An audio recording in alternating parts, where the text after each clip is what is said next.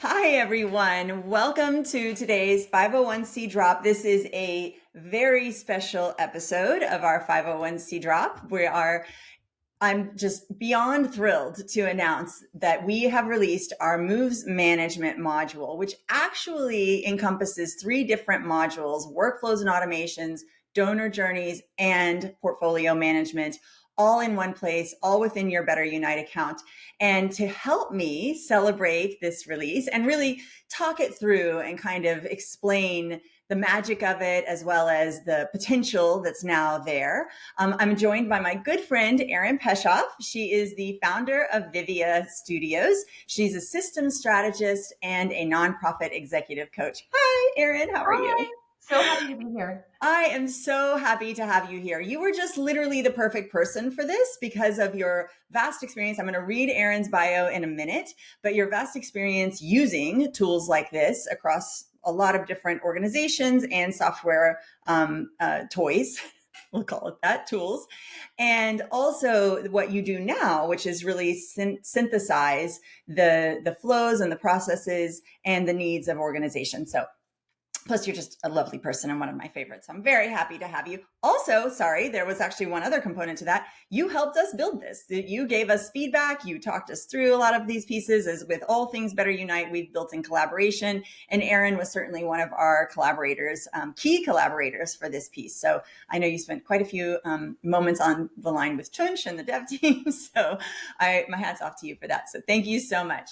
Thank you. Okay. So the way that today is going to work, again, a little bit of a different take. We are going to talk about, Erin and I, the moves management module really from a high level, almost a conceptual level. I am going to show you what the different components look like within BetterUnite, but I also want to keep today's focus on the how really, and the why of what you would do with these new tools that are in your toolkit. Erin's going to help us give context, help me provide some context to you all. And I will, again, like I said, kind of at the first part, walk you through what you'll see when you look in your account and what you can see when you opt into donor journeys and portfolio management. And then in the second half of our time together, Erin is going to come in and talk to you about some systems that you can put in place, some real life use case scenarios, and all of the other things. So to that end, please do log any and all of your questions into our chat or the Q&A section of, I almost said your Zoom bar. We're now on Riverside. So within the app, please log questions. We might not get to them today because if they're of a more technical nature, we will want to hold those for our follow-up webinar. So let me scooch over to that slide. Here, you can go ahead and scan the QR code next Tuesday, November 4th at 1:30. We are going to, you'll be joined by my account management team and our training team, and they're going to talk you through all things donor journeys, automations, workflows, portfolio management. They'll talk through use cases and really how to get into the system and use these things. But today, again, we're going to kind of stay a little bit higher level. So let's go.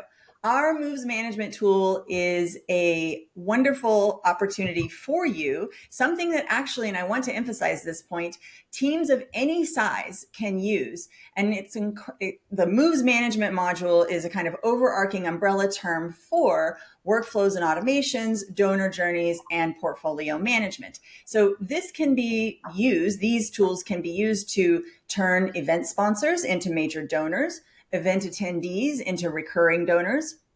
You can use this where a lot of systems will kind of guide you into the path of gift pipelines, and gift portfolio management within BetterUnite could actually set up a journey to turn or move a volunteer to a member, or whatever your organization dreams up. Your automations and your workflows are going to do the heavy lifting. Unlike other moves management systems with BetterUnite workflows, donor journeys, and portfolio management, you are not limited to gift pipelines. You are only limited by your own creativity. So we are going to think of, and as much as I've seen other people use our our presentations, this is the first time for me to use the presentations tool here within Riverside. So bear with me just a moment. But I did want to point to all of you might have noticed, and all of my Better Unite users on the call today would have noticed that the automations tab showed up today within your Better Unite account. And right now, likely your account has a little pink bee beside workflows, donor journeys, and portfolio management. Now, if you are a premier user, you do have access immediately to workflows and automations. So you can click around as I'm talking and go check that out. Donor journeys and portfolio management are going to be an add-on, and I'm going to talk through some of that at the end of our time today together. But you'll note that automations piece up at the very top. And I want to kind of give you some context around like how you can think of these things. You can think of workflows as an automation engine. Journeys are then a pipeline visualizer, and portfolios, they're going to add on a layer of forecasting with amounts and probabilities and a weighted timeline. So in the example that I'm going to be using today throughout my demo environment that you'll be seeing, I'm going to use something just to kind of illustrate some of these tools, and we'll follow a storyline of taking an event sponsor and moving them toward a major gift. So after your gala, sponsors enter a nurture path. And the way that we're going to, kind of start conceptually thinking about this is through our workflows and our automations.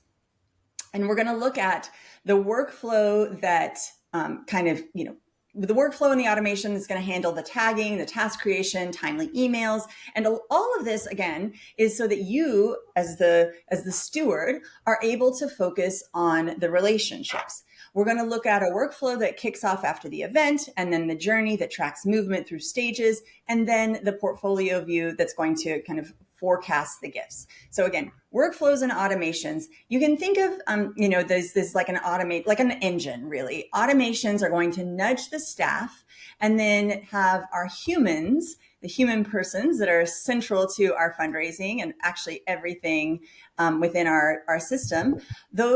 The humans are then going to be able to build relationships and frankly have a whole lot more time to do so. So again, you have your automations tab today. If you clicked on workflows, the next thing you would see is start a new workflow. So we're going to create a workflow. And this is where we're going to create those kind of reusable steps that save hours. You can almost think of it as a reusable recipe.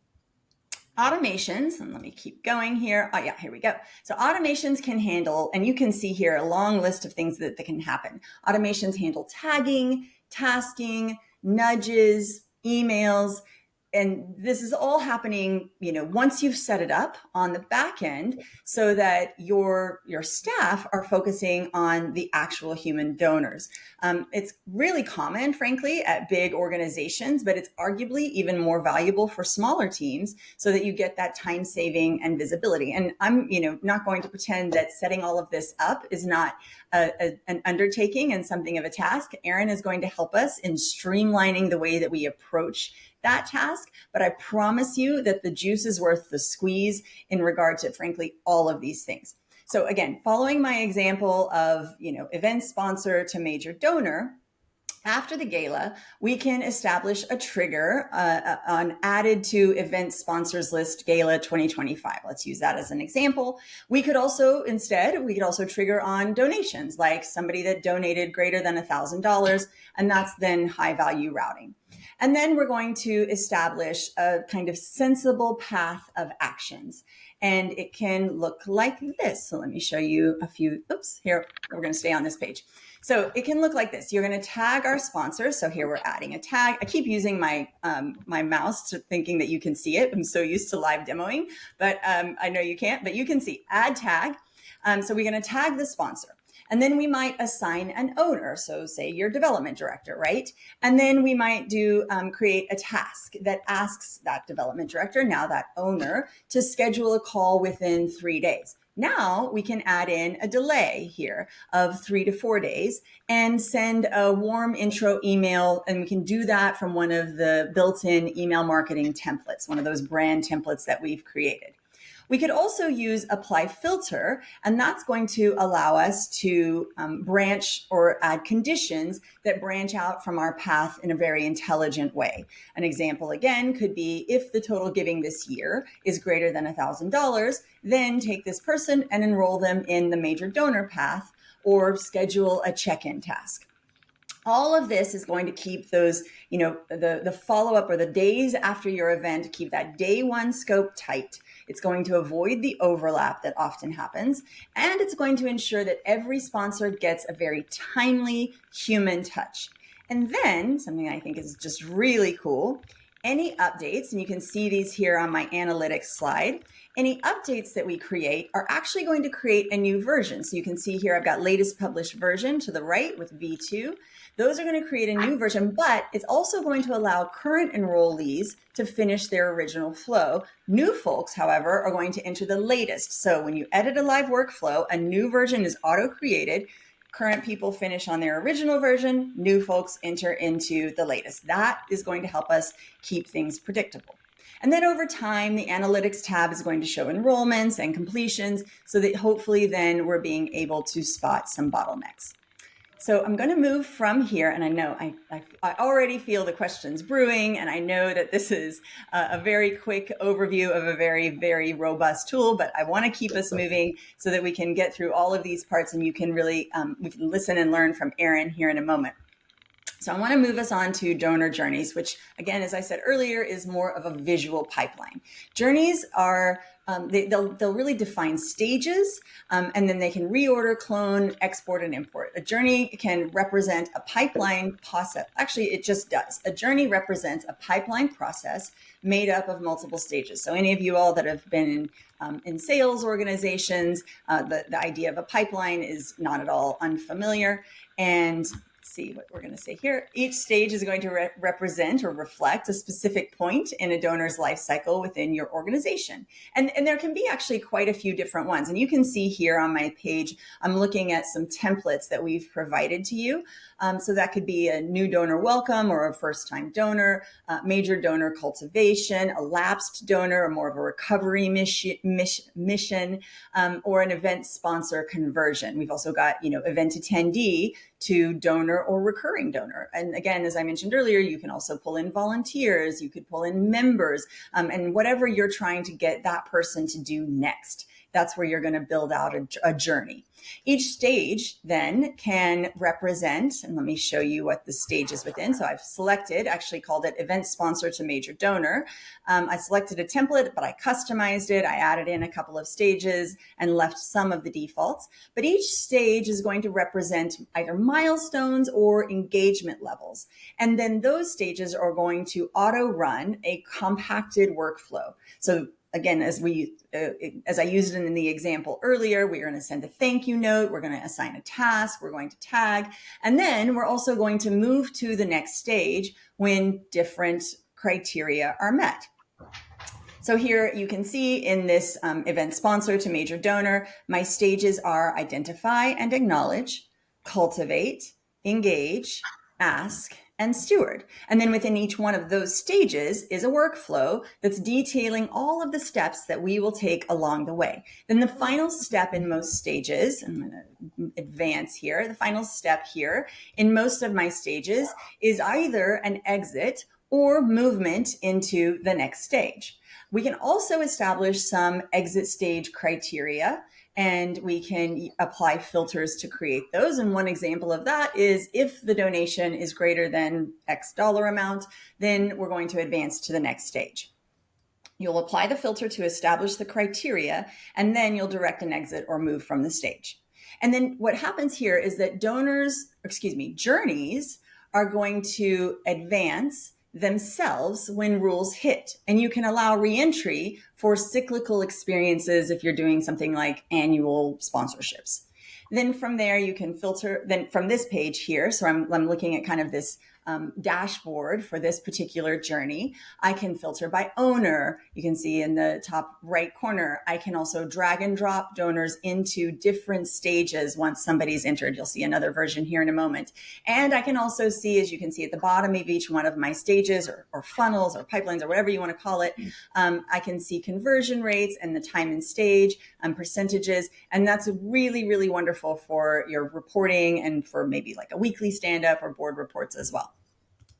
Okay, going fast. Moving on, here we are with portfolio management. So portfolio management, you can envision as a layer on top of the donor journey. And it's a pretty simple process. As soon as I've created my journey, I have a settings tab in the very far right corner. When I click those journey settings, I can allow contacts to re-entry into the journey, as I just mentioned, or I can also convert this journey into a portfolio pipeline. So you just flip one switch and the journey becomes an opportunity pipeline with weighted forecasting. Let me show you a next page. So now those blocks at the bottom, and here's a more fleshed out, filled out version of my event sponsor to major donor with different contacts or donors, or in this case, sponsors for my event in different stages doing different things. So for example, I could add a $5,000 potential at 40%. That's weighted then to $2,000. And what we'll do is we'll continue to come back to this and we'll update as we learn. We also are going to, mark items. You can see Camille Wallace and Fred Flintstone are won, so we can mark them as won or lost, so that we're going to keep reports real. And then these defaults will standardize your reporting, and then the overrides can keep you honest so that you've got real information about real conversions. Okay, that's a lot. And like I said, I'm sensing the questions even without looking. But I really, really am excited to turn it over here to Erin so that she can talk to us about real life examples, use cases, and all of the things that are going to utilize these powerful tools. But first, please let me introduce properly my good friend. Erin is the founder of Leya Studios, a consulting practice that's rooted in the belief that strong missions need strong systems. Amen. With over 25 years of experience across nonprofit leadership, fundraising strategy, CRM implementation, and operational design, Erin helps mission-driven leaders move from overwhelm to clarity and from big vision to sustainable execution. Known as both a fundraising Swiss Army knife and a systems whisperer, Erin brings a rare blend of analytical rigor and human-centered insight into every engagement. She has raised, drumroll, over $100 million through campaigns. She's built multi-million-dollar pipelines and led teams through complex transitions with calm, clarity, and strategic care, which is actually how she engages in every single conversation as well. At Leya Studios, Erin offers strategic consulting, workflow optimization, CRM and tech stack audits, and custom intensives that help nonprofit teams streamline operations, enhance donor engagement, and scale with purpose. Her approach is grounded in positive psychology and designed to restore rhythm, reduce friction, and build lasting capacity for both people and systems. Whether she's facilitating a 7-figure campaign or designing a better donor journey, I had to get to that part and read it, Erin helps change makers reconnect with their purpose, align with their operations, and lead with intention. And when she's not mapping out workflows or guiding transformational strategy, you'll likely find her at a live music show or soaking in the rhythm of island life, proof that progress and joy go hand in hand. Thank you for joining me, Erin. Thank you for having me. I'm so excited. I love this stuff. So anybody who's looking at it and they're like, wow, that's a lot of pieces, it's okay, because it all comes from one really important place, which is this idea of moves management is about planning, it's about recording, and it's about reporting. And if we can get this right, which I love the tools that Leya and the team have put together, the BetterUnite team have put together, because they focus on this. So it looks at this idea of how do we plan with defined stages. So as you think about your own stages, your own reporting, I always say send the baby to college before it's born. So what do we need to be reporting at our next board meeting? What do we need to be reporting with our CEO or with the rest of our development team? And I have some fun examples to walk us through, but I really wanted to ground us in the idea of how do we create consistency in tracking? How do we capture information about people, right? Databases are intended to be a historical record and a reporting tool. So if that's the case, I don't know if anybody's ever sat in a meeting and taken over a portfolio. I have. I have some nightmare stories, but today's not story time. Today's like, let's think about how to use this tool Maybe time. one or two stories in One or there. two. I have a couple, but you take over a portfolio, you take folks over, and you have no idea what someone's done. So I had one in particular. Someone had visited with this guy 10 times. I was told to go ask him for $1 million. I'd never met him before. We can pick apart all the wrong in there, but I had no record of what he cared about, what he liked. And my development director said, go ask him, go ask for $1 million. And I did. And he laughed at me. And I sat on the curb in Washington, D.C. and I cried. So as to never have another gift officer sitting on a curb crying, I think the idea of how do you capture it and how do you maintain what you did, all the relationship building, it's hard to get these meetings and sort of capturing that. And then monitoring what could happen next. So not only because we're all KPI obsessed, our boards are KPI obsessed, we need those numbers, but we need to be able to project, and we need to be able to project accurately. And so one of the things this new set of tools does is it gives us that flow. And also on the back end allows the flow to continue even if we're sleeping, which is exciting to me too. Reporting on progress, we're going to talk about that too. And then data should inform strategy. Data is not just about a measurement. I was reading an article in Inc. the other day about different kinds of leaders, right? One of the leaders is a force to be reckoned with, visionary leader. We have our KPI leaders, and then we have our leaders who lead by fear.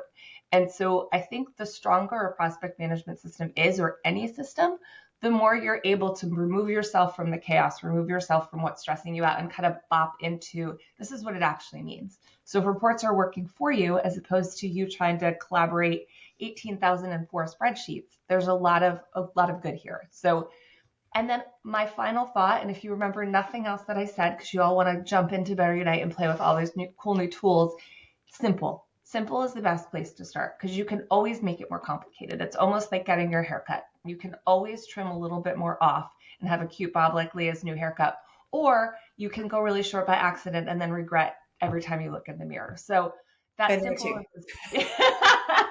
That I've done it before. Talk about the pixie bob era. It's a different time. Simple and sustainable, it reduces things. And so if we can think about it that way, that's where it becomes really helpful. All right, let's talk about some case studies. So this is a client. This actually happened last week in Baltimore, Maryland. I was running an event for this client, cocktail party for 45 people. It was twofold, cultivation and urine giving campaign. This particular organization has a different database. And so they've had to cobble together solutions. So we had the event on Eventbrite where people were paying, where they were entering their information, where they were sharing. So now we've got this over here, right? We have the free version of Eventbrite because this organization doesn't want to invest in whatever comes next. So we've got free Eventbrite that only does certain things. The contact data is all in the database. So all emails that are going out, all messages that are going out from there. Oh gosh. And then at the event itself, we had to stand with clipboards and paper to check people off. And, people kind of mumbled their names. Someone will sneak in. We didn't know what's happening. So it became like, now I've got stacks of paper. And when I get back, we have to take this and say, okay, what happens next? Because it's not about the event. The event was lovely. It was beautiful. And the food is really good. So if anyone ever needs a location suggestion in Baltimore, I have one for you.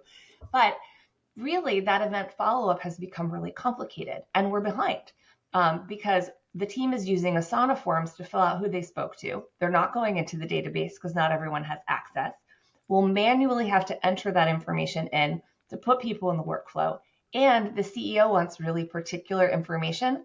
So we've had to work to create custom fields around all of those prospects. So instead of having someone attend an event, having them flow through this, we've now probably added 20 to 30 hours of manual process just because we are not connected.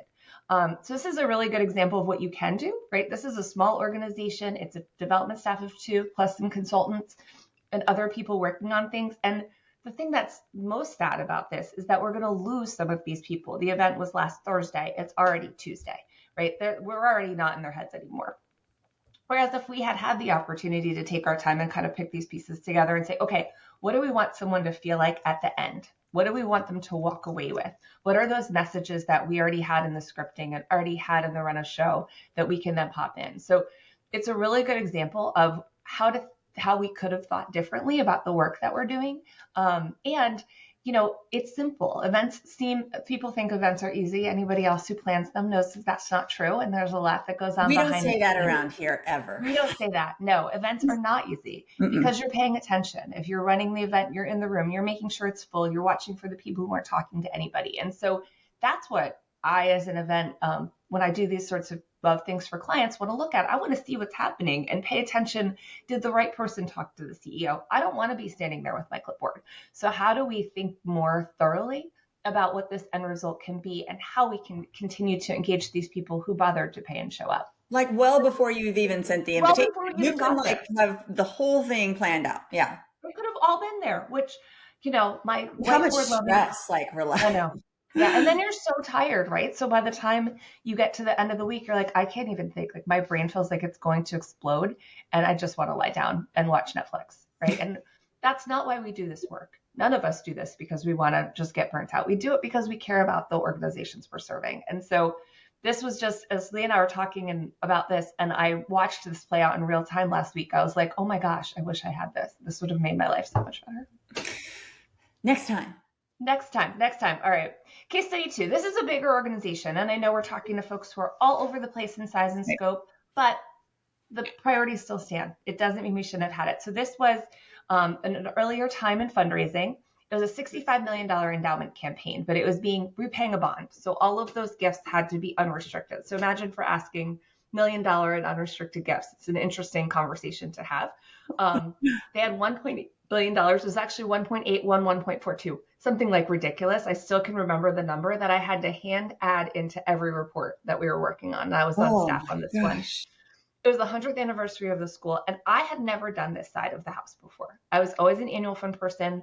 I'd never run the campaign. So this was my first foray into running campaign management, running that side of things. And this is a very prestigious school. They had 10,000 alumni, 2,500 parents and past parents. But what they didn't have was any organization or system. So the development director who I reported to would show up for events with the hem of her skirt needing to be stapled. She was brilliant, but she was one of those you never knew. You didn't know if you were going to get a Post-it note or you're going to get an email or you were going to get come into my office and let me download every person I've talked to. She was great at that side, but her chaos meant that we had to rein in the prospect management system. It was also one of the first screenings I'd ever seen. So one of the first donor screenings at that time, it was it was 2006, which is a long time ago, but alas, here we are. Again, the lessons are still there. So it was the first donor screening. And so everybody, of course, jumped directly to capacity. And we don't do that anymore. I think hopefully we've all trained ourselves out of that, but everybody's target ask was capacity. Nobody's target ask was correct. So it was so misaligned in terms of what the board thought they could bring in the door and they didn't.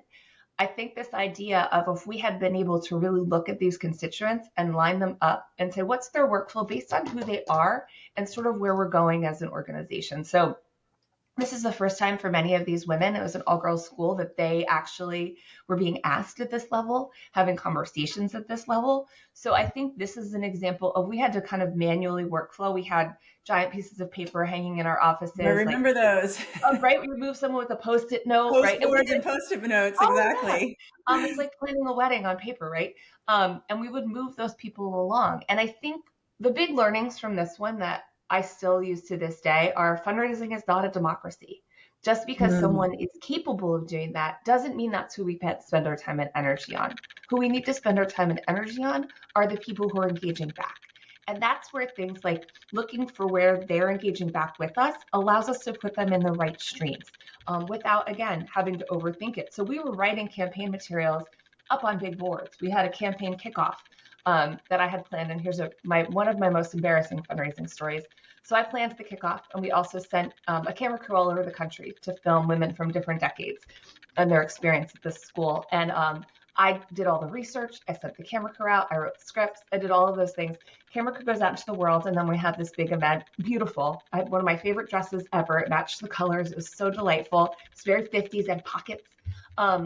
One of the people who was centered in these videos walks in the door. Remember, she has no idea who I am, but I know who she is. I know her children's names. I know everything about her. And I go up and I was like, Gladys, it's wonderful to see you. And she's like, who are you? So another example of, how do you make sure you as an Reminder. organization, right? I was so focused on the process side that I forgot that she didn't actually know who I was. So when we think about who are we engaging with, who are we talking to, who do we need to connect with at this? Granted, she laughed it off. We became friends. We hugged. It was fine.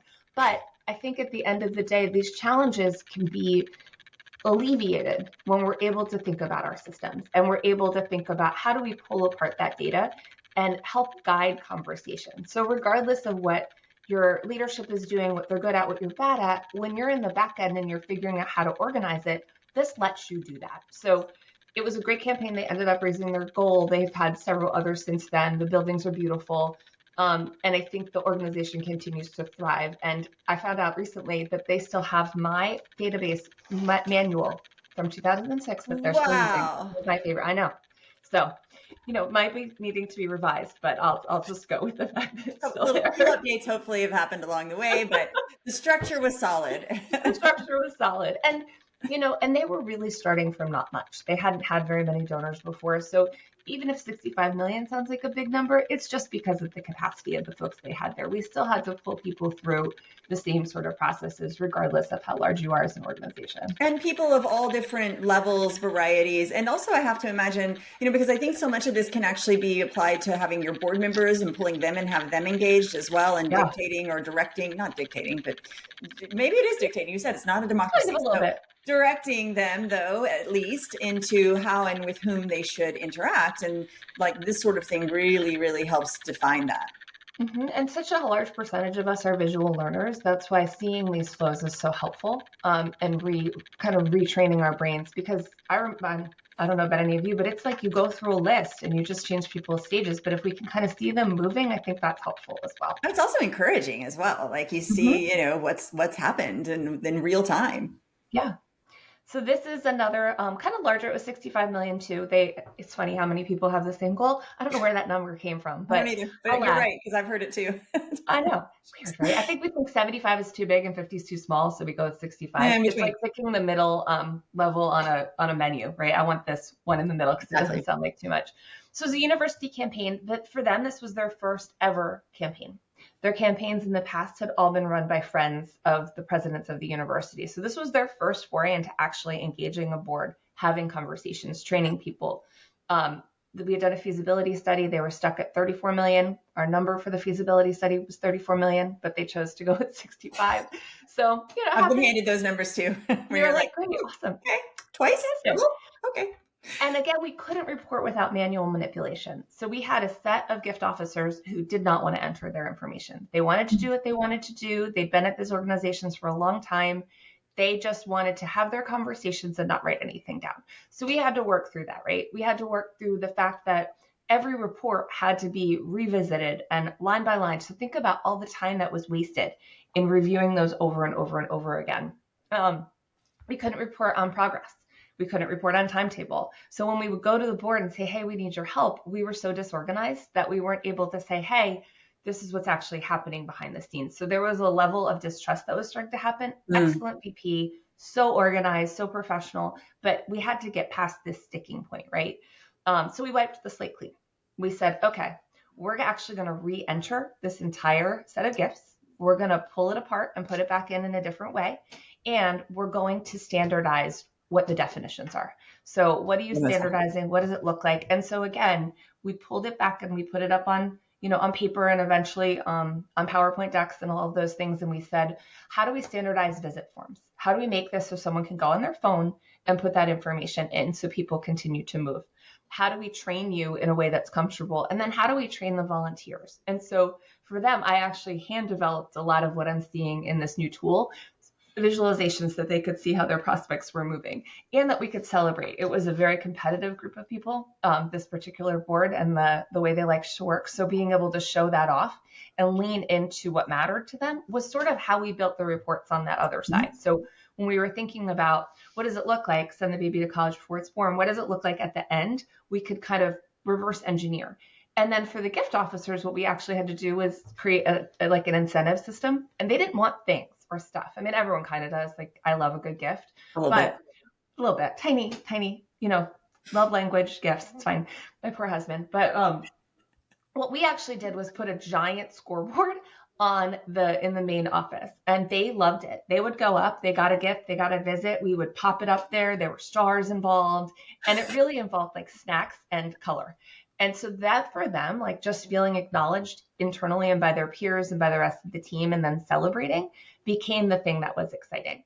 And so everything we did in terms of reporting had to be able to back that up. So they weren't allowed to put anything up on that board unless they put it in the system or it didn't count. Ooh, that's a good one. I know, rules. No one likes rules. Everyone I work with, every time we get into this and it has to go from conception to people actually doing it, that's where the sticking point is. Yeah. So if you're thinking about, I'm doing this on the back end, or if you're a one-person shop, but you're relying on board members and CEOs, know that you are not in that alone. It's very stressful and they don't always want to give it to you. So what can you do to show them the impact of what they're doing? And that's why that simplicity thing, I think, is really important. I love that. And the visualization piece too. So you can actually literally show like, here's the progress we've made.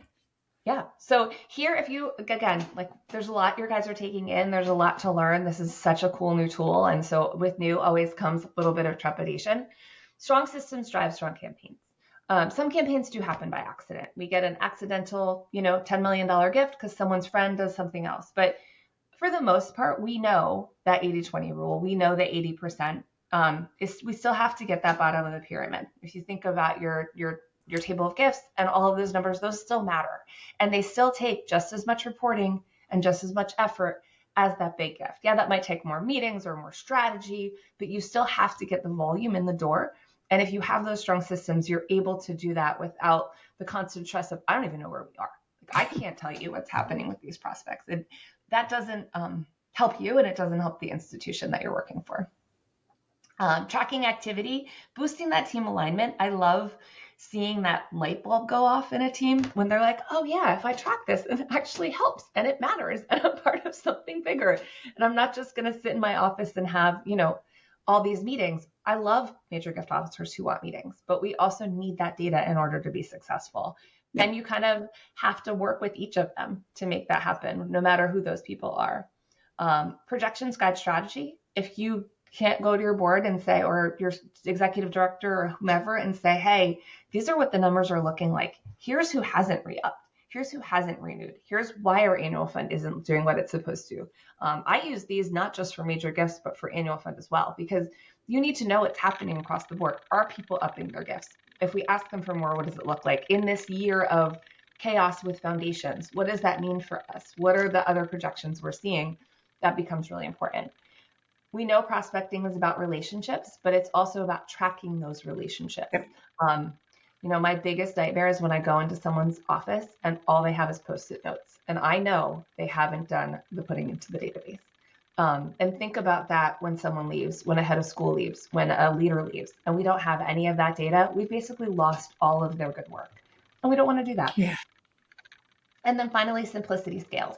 So if I were jumping in here and I wish that I just could take this everywhere with me in my little pocket, I would start with a simple flow. What is the one that is causing me the most angst? And how do I get in there and think about how is this going to solve that problem? So that is probably what I would look at first, is how do we scale simply? I love this so much. I mean, because I do think too that with the simplicity, and I'm going to stop sharing here for a moment so that you and I can just chat about some of this stuff. I think I stopped sharing. Did I stop sharing? You did. You did. Okay. I don't see you sharing anymore. Fabulous. So I think about that simplicity, which also though then just brings so much clarity, right? Mm-hmm. And I mean, that's really what a leader is for, is to, take chaos and distill and provide the team with some clarity. And that's the whole goal of tools like this, in my humble opinion.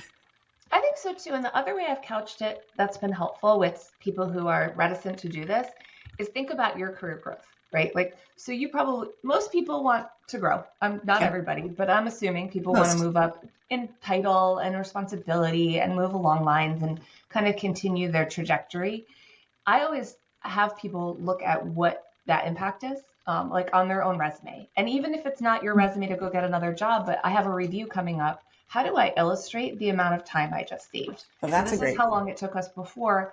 And now this is what I'm doing now. as a, in this role. And this is what I've actually saved the institution or the organization. So if you're seeing reluctance, that's one of the things that's helped me in the past is like, okay, what's in it for you? Gift Right. officer, assistant, whomever is who you're talking to, like what's actually in this for you that's going to help you move this forward. So that takes me exactly to my first question that I actually have written down for you, Ooh. which is time savings in the real world. Like, where do the workflows remove the most admin drag? And then, second part to that question is thinking in a smaller team, right? Like, how within a smaller team do those time savings apply as well? Yeah, so in my experience, it is incremental, right? So the first time you run this through, it's usually about like a 20% time savings. Like you're like doing 20% less because you've got to figure it out. Did it work? Did it not? I've got to sort of That tweak. revisiting we talked about, you got to go Uh-huh. back, you got to optimize, right? It's Yeah. iterative. And that's okay. It's fun. Of course. Maybe. I think it's fun. I I don't think know so. if everyone else thinks it's fun. I would say, if I look at the three examples that I shared, particularly the last two, when we really implemented that thing, we were able to use our time differently. So I think Hmm. we saved about 50% in like angsty time, like that Yeah. icky time where you're like running around and writing things down and oh my gosh, we have a meeting in an hour and this isn't in the system. So that's what we removed. We also made prospect management meetings less miserable. So, right, which means you're less drained coming out of them and you have more energy to do the things you're supposed to do. And you dread them So, less, so you have less drain energy going into right. them as well. And you know that your information is accurate and you're not like, oh my gosh, I'm about to stand up in front of all these people and be inaccurate, which none of us want to be. Not sure. So I think it's a combination, like actual time savings. You're probably looking over time at like 20, 30, 40, 50, and that's awesome. But I think it's also energy savings. And going back to positive psychology, like how do I continue to grow in this? Or how do I continue to enjoy my day more? Yep. How do I want to feel at the end of the day? And when we remove that like gross feeling in meetings, which is not the right word, I should find a more articulate word, but that's how it feels. Pretty descriptive. We know what you mean. Yeah, right? You can do your job better. You leave at the end of the day and you're not like snapping at your people when you get home because you had such a terrible day at work or you're not And so drained you can't get up, right? Erin and I connected about this a long time ago, but here at Better Unite, we talk a lot about the nonprofit turnover. It's a true problem that we have in our industry and in our sector, and then how we can combat that because sometimes we don't have the levers to pull that for-profit companies do with incentives and things like that or large bonuses, but we can like lessen the stress level for some of the people that are working within the organizations by implementing some of these systems. And I was thinking too about the smaller organization where they might not see that immediate time saving. It may actually make it so that single person dev shop all of a sudden seems like it's 15 people with utilizing all of the automations and pieces in there. Okay, that's great. So and you have to like get up from your desk and eat lunch or I don't know, like go home on time. Those little That would things, be cool. those little niceties. How would you tell or advise a 2 to 3 person shop to divide the owner assignments and tasks? So I think it again depends on your strengths, but I think the ownership from someone should always own a prospect. And what I mean by that is that relationship, I don't have to be the only person thinking about it, right? Like lots of people are going to be involved. So let's pretend we have a $50,000 prospect. Awesome. I have to pay attention to them. So someone on the team should own the paying attention to the person and then bring in the other people who need to be part of that conversation. So if you need a program person to come in and be part of that discussion, if you need a board member to come in and be part of that discussion, you're sort of the point person. So in terms of ownership, is that what you mean, Leah? That's kind of how Exactly. everyone should be owned by one person. You can have I know this gets really nitty gritty. When I was at William & Mary, I had to knock down, drag out, fight for my prospects for the fund for William & Mary versus like the business school or this school or this school. And it was awful. And that doesn't feel good. So I believe one person that you are the main owner and you're looking for the best work in the organization. Go ahead, Leah. What's your other question? No, so I was going to build on that thought with another question, which is like, so in your 30-minute, you mentioned your prospect review meeting, so quick pipeline review is what I've got listed here. Like what does that look like within the donor journeys portfolio management tool, and which of those, like the columns or stages that we described, which ones of those matter the most? I think it matters who's transitioning from to about to have an ask, and then where the ask follow-up is. So the other stuff is important, right? We want to pay attention to people. We want to meet people where they are and pull them through. And, everyone's seen the circle. I think it's more like chutes and ladders. You never know where a donor is going to be. So you got to put them where they're supposed to be. But it's that moment when you've done everything and you're ready to get their ask in line. That's the list that matters the most. Are we moving people through? Are we asking? And then are we following up? Because we all know, or at least this is what I was taught, if you get that yes on the first time, you didn't ask for enough, or you asked for the wrong number. So how do we get in front of people and really give them the story so that they can to make the decision, and then follow up with them accordingly. So for me, that's the most important stage, but I tend to rotate it. So when I run prospect management meetings, every week I'll have kind of a different theme. So week one, and this depends on what the rest of the folks want to see. So if I'm with an executive director who only cares about, people who are capable of giving over a certain amount, I'll tailor to that conversation. But I have my druthers and I can run, does anyone use that word anymore? Okay. And run a prospect management meeting. The first one will be who are our top 20. The next one will be who's about to be asked, who's in that ask or follow-up stage. The next one will be who can we move into cultivation. And the last one will be like kind of that roundup of who have we lost, who have we not talked to in the last month, who have we not paid attention to, who's had no connection. And when you're looking at that flow, you can sort of see like who's been stuck in a stage for probably what's too long. And when we talk about setting up those systems, how long should people be in a stage, right? So if you have those rules internally, or you can kind of take a look, how long should someone stay in cultivation? And it depends, but typically cultivation takes about 6 months, right? Another kind of moving them into asks depends on the size of the gift and what you're asking them for. So taking that into account and being able to show this is what we believed to be true, and then this is how we were able to accelerate it, or these are the things that are slowing us down, I think become part of that conversation. That's great. So now I usually end, this is my last question, and I usually end on like, well, what's the one thing you want people to take away, which you've already told us, like simple and start, the two, and then simplicity, bringing clarity. And then I was also, often I'll say, what's the very first step that you want them to take, but you've already given us that as well. Like you just start with the one. And so let me rephrase it. If you had like 30 days to stand this up post-event, what would you do first? Like lists, one nurture workflow, a 3 to 4 stage journey. Like what would you do? I would probably do a journey first. I'd think about like, what do I want this to feel like? Like, what do I want my donors to feel like? Because I think that's actually the most fun is like, what do I want someone to feel like working with us as an organization? What do I want how do I want to inspire that person to continue to be part of us? So that I actually like the best, which my brain immediately with systems goes to, I'm going to organize the pillars and I'm going to have my prospect. But really, like if we think about what does it feel like, then we're able to go in and say, okay, what are our stages? Let's look at our list. Let's assign everybody a certain stage and figure out their target ask amount and all that stuff. Like that's important, but a little bit different, I'd say, than how does it feel to work with us? That is incredible guidance. And I actually have thoughts that I need to include some of that in our knowledge-based articles and around just very, very prescient guidance is what do you want them to feel at the end of this entire process and work backwards from there. Thank you so much, Erin. So yay, it was so fun. Thank you. Yes, of course. I've pulled up your slide here. Everyone should go and visit Erin at Vivia Studios. And you're such a joy to work with. And I love your ethos and you have all of the chops and the wisdom. So I very, very strongly encourage you to consider pulling in Erin as a key strategist or consultant. So I did want to come back though to how much does all of this cost and what is it going to look like for you? So as I said earlier, workflows and automations, this is within BetterUnite. That's already there for you. And every BetterUnite account has the automations tab.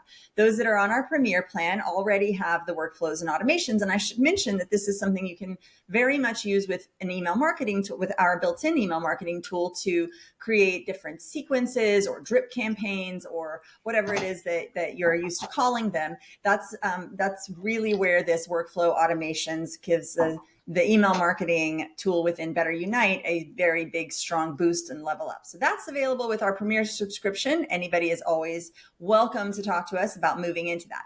Donor journeys and portfolio management, those two are going to be grouped together as a $500 per year add-on. So it's an add-on to your Premier package. You obviously need to have the workflows and automations in order to have these other two pieces work for you. And I think Erin would speak to what an incredible boon this is, and very, very worth that extra investment in your software.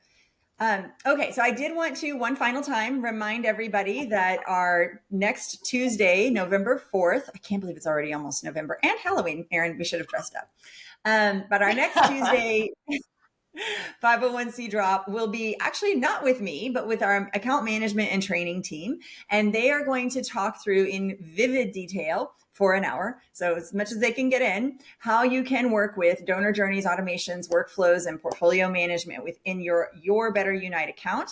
They will take all of the questions. They will, of course, get back to you with any answers that they're not able to address.